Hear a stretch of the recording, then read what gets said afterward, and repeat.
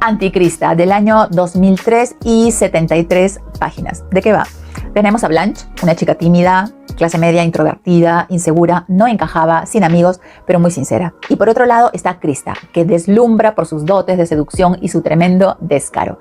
Por supuesto, el encuentro de estas dos antagonistas se da en el ámbito de la Universidad de Bruselas. Blanche estaba embelesada por Krista, pero lo que pudo ser el comienzo de una linda amistad se convirtió en una pesadilla para Blanche.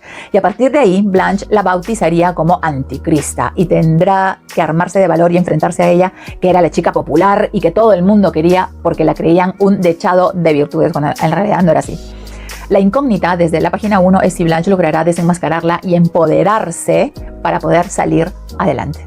Primero que nada tengo que hacer una advertencia. Es una novela que nos deja más dudas que certezas. Nos deja dos interrogantes sobre Blanche, en qué termina en realidad, y sobre Krista. El libro nunca revela el porqué de su comportamiento.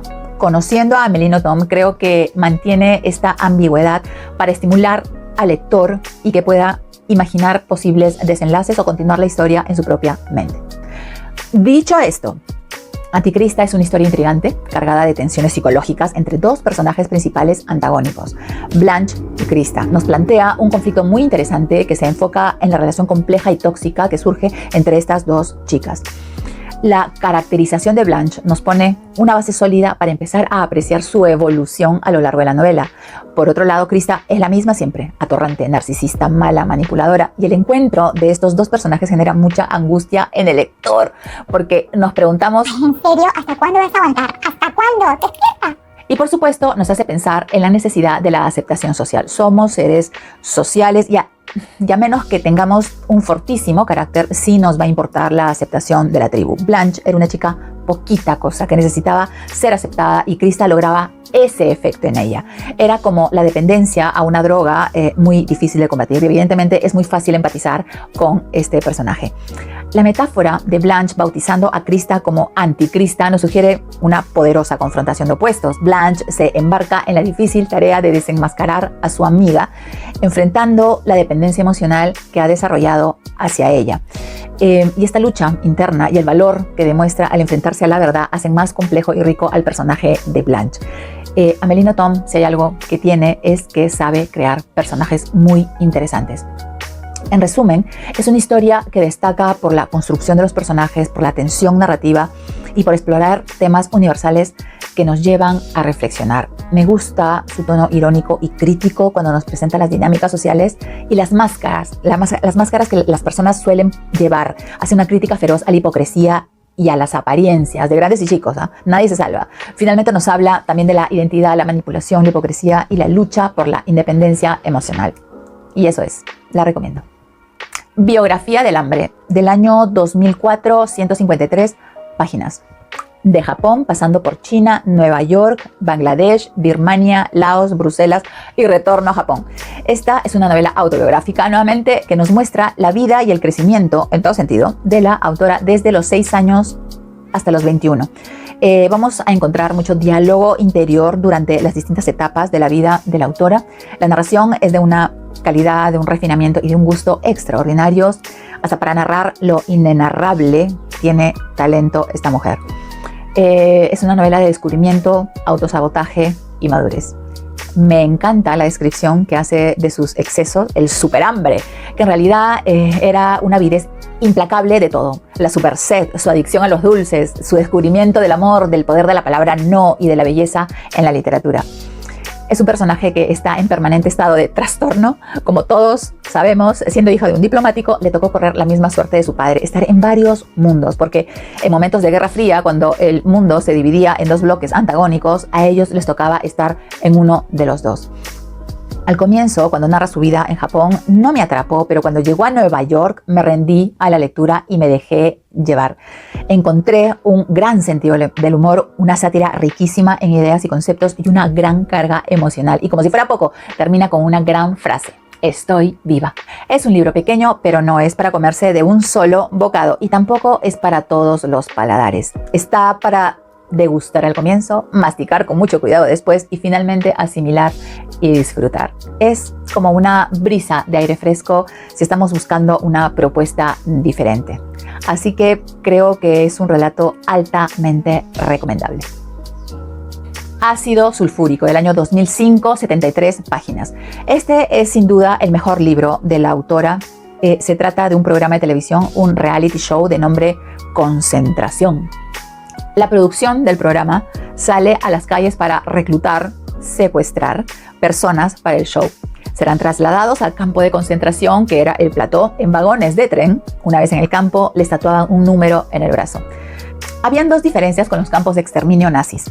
La primera era que aquí habían cámaras que lo registraban todo. La segunda radica en que quienes ejecutaban a los prisioneros no eran los capos, el símil de los nazis, ¿verdad? Eran los televidentes a través de su propio voto desde la comodidad de sus casas. Algunos protestaban y se armaban escándalos toda la semana, lo que contribuía a que el rating subiera, pero igual todos votaban y salía a la luz el sadismo hipócrita e inconsciente del público que deploraba el horror, pero era incapaz de perderse una entrega. Cualquier parecido con la realidad es pura coincidencia. Por lo demás, todo era igual. Las humillaciones, las torturas, la hambruna y las ejecuciones de los participantes que eran insignificantes, que pasaban desapercibidos a los ojos de la audiencia porque simplemente la aburrían. Y el momento de la ejecución era cuando el rating llegaba a su clímax cada semana. Con relación a los personajes, tenemos a una estudiante muy bella e inteligente que es reclutada de nombre Panonik. Es nuestra protagonista principal. También está Zdena, una mujer sin empleo, ruda, sin nada que decir, muy básica, que trabajaba como capo en ese lugar y que es su antagonista y que inevitablemente se enamora de ella. Nuevamente los contrastes, ¿verdad? Amelino Tom nos presenta una pareja fatal, como la Bella y la Bestia, el bien y el mal, dos trenes en rumbo de colisión, inexorablemente la víctima y el verdugo, y una tenía que morir, ¿o no? Está de más decir que es una crítica despiadada a la telebasura y al orden establecido, porque este programa pasó a ser un asunto de Estado, un Estado indiferente ante las violaciones de derechos humanos que ahí se producían. Porque mientras que la población estuviera tranquila y contenta, el Estado miraba para otro lado. La fórmula mágica, ¿verdad? Pan y circo. Es un libro muy impactante que nos habla de la identidad individual y de la dignidad humana. Los prisioneros ingresaban al campo y se convertían en un número para el mundo. Y vemos que se van a aferrar a su nombre como una forma de resistencia, porque el renunciar a su identidad era renunciar a la humanidad misma. Pone sobre la mesa el tema de la ética y de la responsabilidad de los distintos actores de esta trama, sobre todo la audiencia que consume y exige más y más y más, y los productores que hacen, crean y alimentan a la bestia. Ambos son cómplices porque perpetúan un sistema cruel y deshumanizante debido a que los únicos argumentos que importan son los económicos. Y en ese contexto, reflexionar sobre la responsabilidad individual y colectiva se vuelve algo crucial. Y aquí las claves son resistencia, valentía y determinación. Es una obra que nos invita a la reflexión sobre la sociedad contemporánea y el papel de los medios de comunicación. El personaje de la capo, Zdena, es un personaje que fue de menos a más en la historia, una personalidad muy fuerte, es un personaje muy atractivo a pesar de ser desagradable, y su conexión con Panonik es un contraste muy interesante porque hace ver a la capo Zdena como una bestia y un monstruo.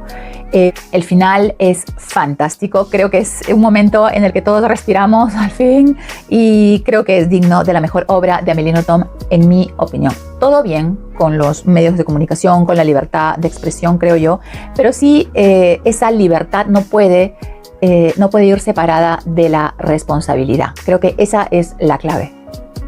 Diario de golondrina del año 2006 con 63 páginas. ¿De qué va? Urbano perdió a su pareja y después lo perdió todo. Tuvo un bloqueo de las emociones autoinfligido para evitar el dolor. Con todos sus sentimientos y sentidos totalmente muertos, decide trabajar como sicario para la mafia rusa. Y así siente que su vida vuelve a tener sentido. Le dieron muchas misiones. La primera misión era asesinar a un magnate de la alimentación. Al matarlo, se sintió vivo por primera vez en mucho tiempo. Le gustaba ese oficio, mataba a cualquiera para obedecer a una exigencia higiénica, ¿verdad? Necesitaba su asesinato diario como otros necesitan su tableta de chocolate. Pero luego sentía que no había misiones para su gusto y talento, así que empezó a asignarse a sí mismo clientes, es decir, víctimas elegidas al azar en una guía telefónica. Él le llamaba Fast Kill. Un día, los rusos le dieron una misión a su altura: asesinar a 5 personas, un ministro y su familia, pero debía robar un maletín con todo lo que tenía adentro. La regla número 1 de un asesino es que no debe involucrarse con su víctima, pero él cruzó ese límite y no puedo contar más. Es un relato oscuro, perturbador, retorcido, lleno de temas complejos: pérdida, violencia, amor, obsesión, demencia, conflictos internos y con una metáfora al final. Cómo algunos pueden encontrar una extraña liberación en actividades extremas o destructivas. También nos habla sobre el amor, la perversidad, es la conexión emocional y el desarrollo del erotismo a través de la muerte y del acto violento.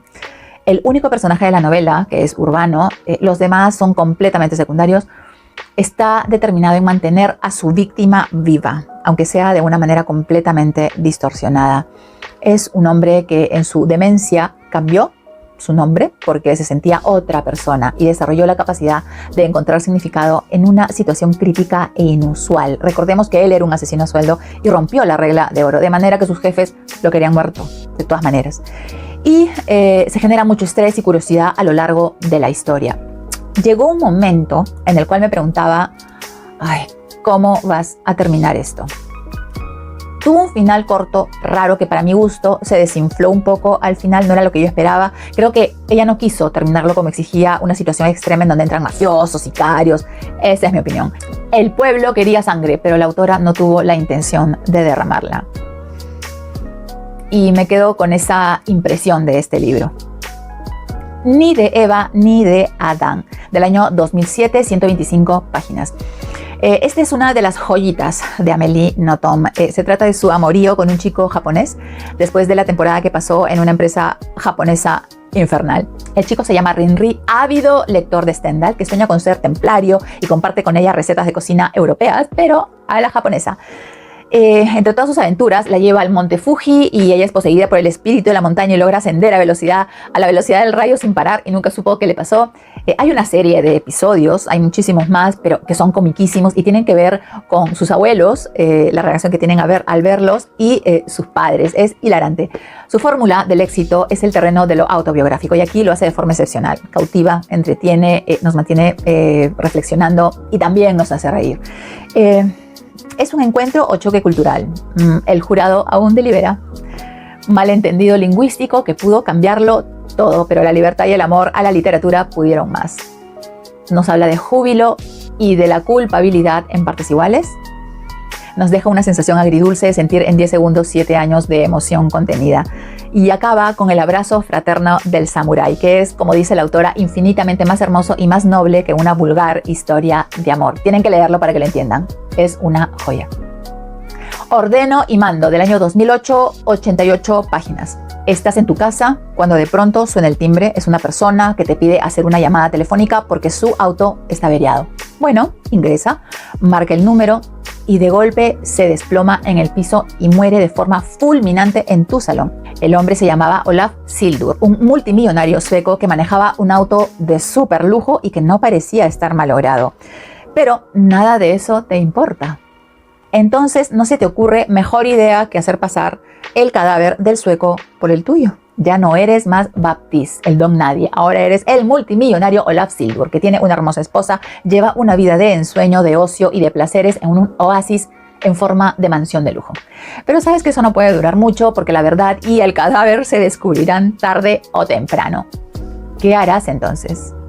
Es una historia de amor combinada con un noir, pero desde otra perspectiva, desde la visión de la inquietud en la que se hayan sumido los personajes por mantener una vida que no existe, por la mentira. La mentira ordena y el que la inventa obedece. Ese es el fondo de esta historia.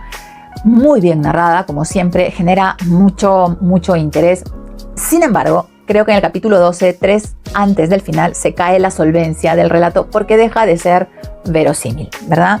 Pero si pasas por alto ese detalle, es un muy buen relato. Así que nada, yo sugiero que lo descubran por ustedes mismos.